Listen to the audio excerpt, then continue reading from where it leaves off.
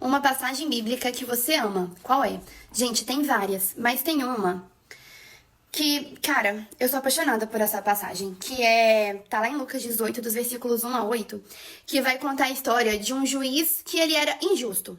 Então existia esse juiz, Jesus conta essa parábola, existia esse juiz, ele não cria em Deus, ele era injusto, ele era um juiz mau, ele era uma pessoa de fato ruim. E aí tem uma viúva que vai até ele para poder pedir justiça em alguma causa da vida dela. E ele não atende. E ela continua indo. E ele continua não atendendo o pedido dela para poder fazer justiça por ela. E ela continua indo e ele não atende. E ela continua indo e ele continua não atendendo.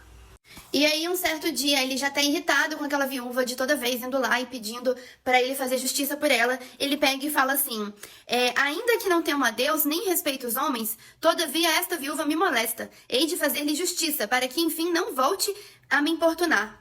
Ou seja, ele tava com, sabe, tanto de saco cheio daquela viúva, que ele resolve fazer justiça por ela, e ele faz justiça por ela. Então ele não temia a Deus, ele era de fato uma pessoa ruim, mas ainda assim, depois de um tempo, ele faz justiça para aquela viúva.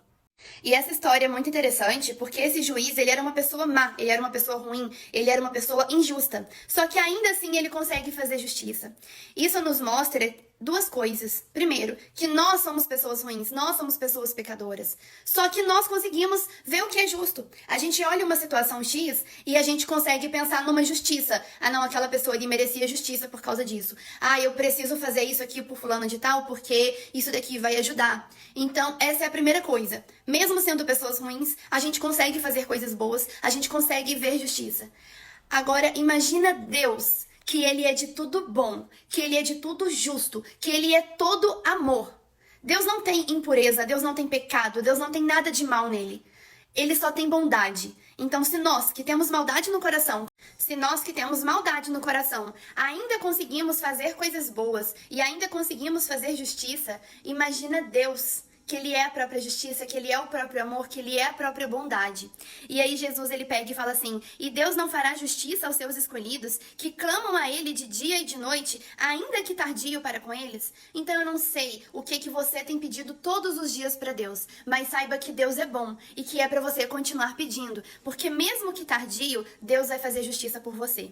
E Jesus continua: digo-vos que depressa lhes fará justiça, quando porém vier o Filho do Homem, porventura achará fé na terra? Você tem fé? Aquela viúva, ela continuou pedindo porque ela tinha fé que aquele juiz, mesmo que injusto, faria justiça por ela. Deus, ele é justo, Deus, ele não é injusto. Tenha fé e continue pedindo ao Senhor o que você precisa.